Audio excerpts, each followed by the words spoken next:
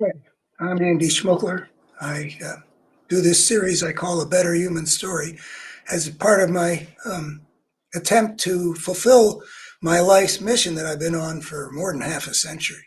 I have some big ideas that really do hold water, that really do have some important implications that I've been trying to get out. And in the meanwhile, I've been building into something better.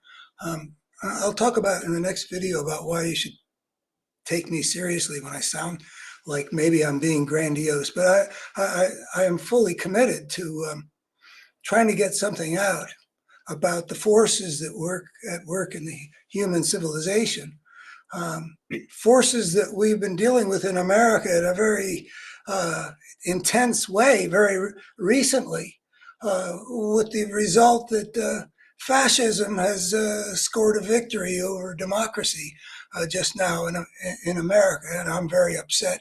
And I'm reaching out to other people who are upset, um, partly partly as a kind of a strategy, because the ideas I've been trying to get out are such that, and this is what I've been doing in a series, is trying to show that if liberal America and its political arm, the Democratic Party, had understood more, better, deeper about the forces at work in the human world that I claim that I could be able to show, we wouldn't have gotten to this point. I've been trying to show that the disease of, well, I'll just call it fascism, but there are other words one might use just to show that this is really what you don't want the world to be. That it entered into the American body politic through the conservative America, with which I've had the good fortune, or whatever you want to call it, at least it's put me into a ringside seat. I'm a guy with a liberal point of view, secular worldview, multicultural, all kinds of things, and a Yankee besides, and of Jewish heritage. And I've been living in the Shenandoah Valley for the last 3 decades. And I've had a ongoing relationship with the conservatives here, and few liberals have been in contact in the way I have with this part of our nation that's gone over to the dark side. Well, they have just scored a victory that's got me very upset, and the people I'm hoping to reach with videos like this are almost certainly going to be feeling the same kind of pain I am. And I thought that there was a chance here also. First of all, it feels more comfortable to me to talk about the big picture right now than to talk about things like a guy nominating a creep like Matt Gaetz to be the Attorney General of the United States. I mean, and the immunity decision. I mean, I just feel poisoned. My country, land of the free and all that, has just made a choice to go with a guy who would nominate somebody like Matt Gaetz to be Attorney General of the United States. I mean, of course, that's just one thing. And the thing is that if liberal America had understood the nature of the force that was becoming visible to me back in the 90s, and super threateningly visible by the end of the first term of George W. Bush, it would never have come to this. And so it's sort of a bit of an escape to go to 50,000 feet and look down on this larger picture. Plus, I thought it might be a strategic moment. I called it in a previous video a profoundly teachable moment, to see what it was that liberal America should have seen. And that provides a way into this bigger picture. Well, we've just been through a battle between, let's say, democracy and fascism. And it's a version, a version of an ongoing battle in the human system, having to do with a coherent force that makes things better, doing battle in a sense with a coherent force that makes things worse. Like love versus hate or something like that. Love out there in the world, you could go around and sort of map where it's to be found. Its effect on the world is to make things move in a better direction. The more love that, I mean, that's why, like the heart of Christianity is things like love thine enemies, love thy neighbor as thyself. Love is a central part of the Buddhism view of things. It's pushing in a good direction. And there is a force that you can show. And that's one of the things I did in the previous, when I went from the immediate problem of fascism winning with Donald Trump uh, to the general phenomenon of what we are up against, and that's the title of my book from 2015 before Trump came on. We've got an opportunity here to see what needs to be seen. It doesn't help us deal with this immediate emergency or defeat or whatever it turns out to be.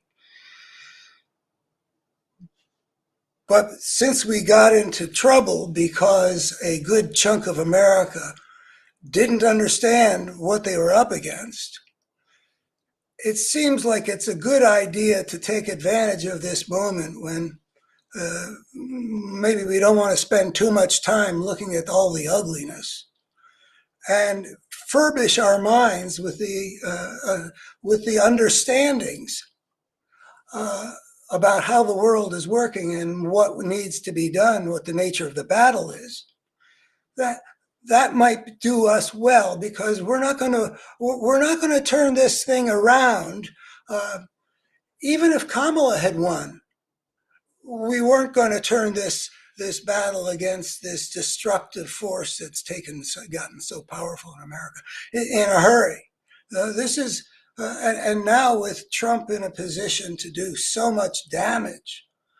Oh, the ugliness. Well, we certainly need to be able in the future to understand the nature of the battle and the shape of the battlefield and the stakes and how the battle needs to be fought. Better to understand it for fighting as the resistance or whatever we're going to be. I don't know if I've got the intestinal fortitude to be out there on the right, toe to toe when there's a boot on our neck, and the power situation in America has gotten so frightening. There's so much power in the hands of a very destructive force right now, more than at any time in American history, I would say. And we dealt with the rise of the slave power. We had a lot of power in the hands of under the control of a large force, the slave power. That had been very dominant in the early part of our country, and then chose to drive us into a civil war. Well, we're in a situation like that, and right now we don't have President Lincoln. But as I said, even if Kamala had won, even if instead of it being essentially 48 and a half in favor of Trump, popular vote-wise, it had been flipped around and 48.5% had voted for Trump. I mean, can you imagine a country, an America, the United States of America, the country founded by those folks in Philadelphia in 1787, choosing something like this with everything right on the table about what the choice was? That is the price we pay for not having understood what was gaining power. And to get credibility about that, I would say, if you look at my history, records of various things from the 1990s, but especially from 2004 on, you can see evidence that I saw this thing. And I was saying, well, not as much as I got to say now back in 2005 when I wrote something called The Concept of Evil, why it is intellectually valid and politically and spiritually important. You can see that I was seeing the things that we now see. I called Trump in 2016 during that he wasn't the problem. He was partly a symptom of the problem. But then I used the image. He was the same Republican wolf in sheep's clothing. And liberal America was not seeing the wolf that had become visible early in the 90s with Limbaugh and Gingrich. And there are problems about, then the question, well, why didn't they see it? Because it was right in front of us. And there are various answers to it. And I'm laying out in this series and hope you'll follow it to show precisely what it was. And so there's the evidence that I was something of a Cassandra back then. So that lends some plausibility to the claim that this is what's going on. But in addition to that, in the next video, in case you're wondering, why should I give any credence to this guy? And that's a difficult question for me to address, but I continue to think, well, if I were to hear somebody say, I've got something to give that puts the human story in a significantly different light on some fundamental questions, I would have a lot of skepticism. There are people I've encountered in my life who have delusions of grandeur, and I really don't want to be seen that way, but I got this mission to get that thing out. So let's continue to take a look at what happened in America and why it happened that we've come to this pass that in the America I grew up in would have been unthinkable. No Republican, nobody like Donald Trump would have gotten more than a very fringe vote. I mean, I can't prove this. This is an assertion of mine. I believe it to be true. In Eisenhower's America, and even in Ronald Reagan's America, conservative America would have rejected this guy. So something changed. In liberal America, and I can document this too, because I was engaged of trying to say, hey, something's changed. Liberal America did not recognize that something had changed. And really didn't start recognizing it. I'm not sure. I mean, I was frustrated during the first Trump term because I thought it had become so blatant. I mean, I called for the impeachment of Trump starting in 2017. I had run for Congress against the guy who at that time, a Republican representing this very red area, Bob Goodlatte, was the chair of the House Judiciary Committee.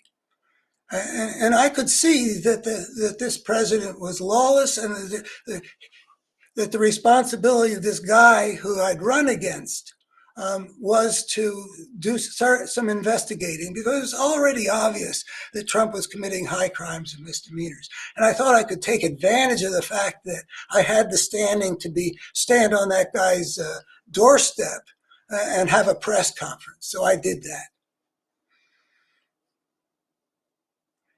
It's been a trip, actually, a painful trip to live in Virginia's Shenandoah Valley during this 30-year period. When I moved out here, there was a lot of beauty to be seen in conservative America. And there's a lot of ugliness to be seen there now. Something can happen to a people that is part of a larger picture of the forces at work in the human world. People can be transformed by the operation of, well, I'll just call them forces. These people have been transformed. They spoke to me on when I did talk radio of wonderful values, and I believe that they were sincere, and I believe that they lived by them, and they still live by them, except in the political realm, where these people who have sacred Christian values support something which is the opposite of everything Jesus taught. These people who had so much love and reverence for the Constitution have become a people who will support somebody who's been visibly and dangerously assaulting the Constitution all along. And then we could talk about good character. Amazing transformations and how to understand them. Well, my understanding of the transformations is somewhat inadequate in my own eyes. I mean, I've written a couple dozen pieces. But the transformation took place, and you can see something about how it was accomplished, what the nature of the force was that was accomplished. It moved these people from in their politics, from a certain set of values to supporting the opposite of the values. Meanwhile, in the rest of their lives, a lot of these people still live by those values. Amazing psychology, which I haven't really entirely figured out, but I have watched how the force of fascism worked at it. And I've watched how the liberal world did not fight for the hearts and minds of these people who were being toxified and turned into people who could not see what was right in front of their eyes and believe a totally false picture that they had been sold by a destructive force that was taking over the Republican Party, even before Trump. So I hope you'll follow me, and I'll try to show an integrated picture of the force and how it works and how it arises. There actually is a problem of evil, or something you could call that, but it is not about human nature. It's about a systemic dynamic, and that was the idea that changed my life. That's from the University of California Press. It won a prize and all that kind of stuff. It's about what happens to any creature that takes the step that we took, extricating ourselves from the niche we evolved biologically. That is a crucial point that people haven't paid attention to, and I say it inevitably unleashes a destructive force. And what we're dealing with in America right now is a specific manifestation of that force. The world is a very great mixture of these two coherent forces, but once in a while, there will be an actor that is not a mixture to speak of, but is almost entirely destructive. And that's one of the avenues for understanding that there are forces at work in our world, the coherent force that consistently works to make the human world worse. And another force that I haven't talked about yet in this series, that there is a source of the opposite of destructiveness, the life-serving force. And why wouldn't there be? Because we are the products of an evolutionary process that's continually selecting for what survives over what cannot. And that in that process is instilled in us certain things that I love to talk about that will be part of this picture if you stick with me. I love to talk about our experiential tendencies that have been created by evolution, and they are a source of value. And I've been talking about better and worse, but I haven't gone into the question of what do you mean better, or what do you mean worse, because a lot of liberals think there is no reality to the matter of value, that it's just a matter of opinion. And that's another piece of the thing. That's another part of why liberal America failed to understand that there is a reality to certain realms, and this reality has been created by evolution and for good reasons. There's a reality to the realm of value. And liberal America didn't see the darkness rising because they were not as deeply tuned in as they should have been. to the question of what's better and what's worse. There's a degree of moral relativism that came in with the secular worldview, thinking that you'd have to find value in a way it couldn't exist anyway, as if it was objective like the mountain over there. It isn't objective. It's built into the experiential realm of the creature. That's the only way value could, and I'll do a video on that. So I want to indicate that we should understand this battle we are in now against fascism as a battle between, it works, it's legitimate, it can be made to stick. You can call it a battle between good and evil without there being any distortion, decent definitions, and that we should be relating to that in these terms. I'd like to do a video also. Maybe I'll do it next. I have a contact high up in the liberal world of a beautiful, brilliant democratic leader. And I am a very marginal guy, have been a marginal guy my whole adult life. I'm not deluded about the size of my role in the world. But I have a connection with this one person and occasionally send in ideas for how to fight the fight on at not 50,000 feet, but the way we got to deal with things like Matt Gaetz and are we going to have a pro-Putin puppet serving as director of national intelligence? And are we going to have a president who keeps on talking about tariffs as if the foreign countries pay the tariffs when the foreign countries don't pay a cent? And the whole discussion is nonsense. Well, I want to get away from the knockout, drag out thing, but I can't quite let go of the fight. So I will be back also with a video about the email. I'll read the email I sent to this person about a step that we could take that I think would be helpful for making Trump pay a political price for wrongdoing. Whereas what we have seen quite incredibly is how much terrible stuff he can do and get away with it. So I've got an accountability idea, which I'll be back to read. I'm doing this as a series, I thought, and last round I tried to show step by step to lead people into a bigger picture, and I encourage people to do that. But I have noticed that maybe something's taking off here. I'm getting a few things to take off in terms of the number of views, like way out of my usually very modest numbers. But it doesn't seem like people are going step by step by step. And I hope that people will take an interest in going step by step by step, because what I am offering is something which is thought through, which holds water as the image that I always use, because I look at these things all the time and I think it's been built so that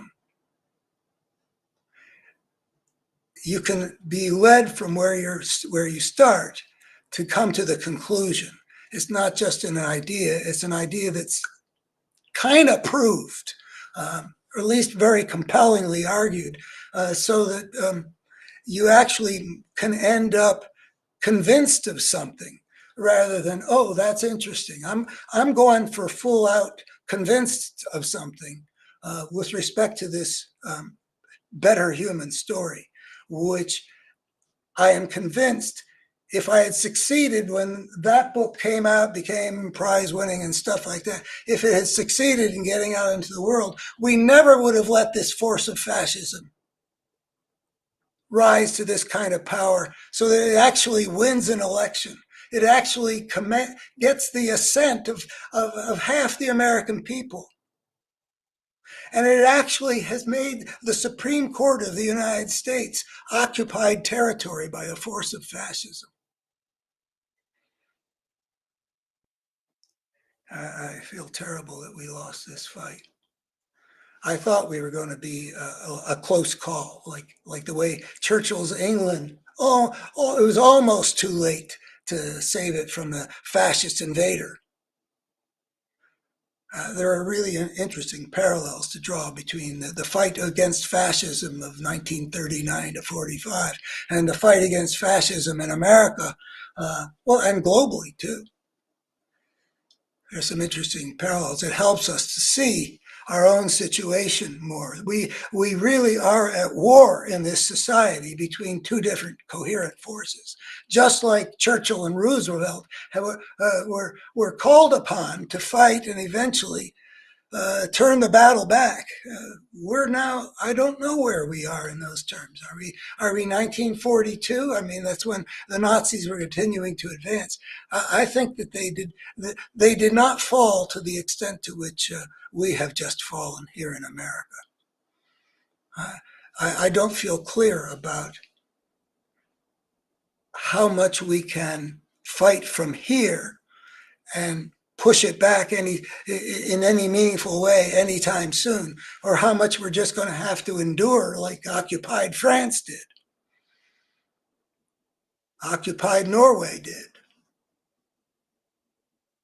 I don't know. I don't like to think of it. I've gotten in my older age kind of wimpy about suffering. I don't like it.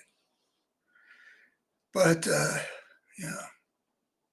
I tell myself that people of my generation, post-war, baby boom, were born into an enormously fortunate situation. Among the most fortunate human beings in the history of our species, certainly of civilization. But civilization is a problem, and that's the foundational idea, is to understand that being the creatures that created civilization had implications. We really got to look at those implications, and that's what I've spent my life doing. And I'll do everything that I can to share a really meaningful picture that holds water and that might help human civilization survive. And I'm going to be back in a minute and talk about why that doesn't have to necessarily be seen as an unappealing statement from a guy with delusions of grandeur. I'm taking a risk by talking that way, but I don't know that I can get attention to this thing that could help without taking that kind of a risk. Okay, so I'll be back. Thanks. Oh, if you are interested in all this, I hope you will subscribe. I don't understand how all this system works, but I think if you subscribe, that helps get this thing off the ground. Not that I'm, thinking that what I've tried to do for 50 some years, I'm now going to do, but there's something in me that just keeps on plugging away at it. And if you like what you hear, help the thing get some momentum. We don't want things like Donald Trump shaping our world now. We don't want it to be the thing that determines where our species ends up. There's just too damn much at stake to not just leave it all on the field, as people say these days. And besides, I don't know what I'd do with myself if I didn't just keep on playing like it's the fourth quarter, but clock management and this series is my effort to offer something that maybe people will take me up on and check it out. So subscribe and go to my website, abetterhumanstory.org. In these videos, I give myself permission to be sort of showing connections in all kinds of directions that are not systemic necessarily, that can be going around in a circle. And I think that there is an effectiveness to that way of sort of like a lightning bolt showing something about the shape of the landscape. But there's a systematic way of developing things, and that's what I do in my writing, where which is what I've been most of my life. And betterhumanstory.org, you'll find all the stuff at all these different levels, from the immediate American political to the fate of any civilization creating species. When you under messages to conservatives, you'll see a selection of my weekly op-eds that I've sent out into this very red area, to no avail as far as I can see. I'm proud of what I wrote. I think I've been a good truth teller. But whatever it is that happened to these people in the last 30 years, when after Limbaugh and Fox News and Karl Rove got a hold of them, it's made them impenetrable to anything that I or maybe anyone else can say. I can't speak about the anyone else, but I've been trying. And I really think that it just bounced off. I think it all just bounced off. And probably they all just decided to just ignore Schmuckler. I mean, I don't know. I know how the liberals felt about my putting that out in front of on the breakfast table of their neighbors. And then there's the big picture, and then there are all the ways that they integrate. So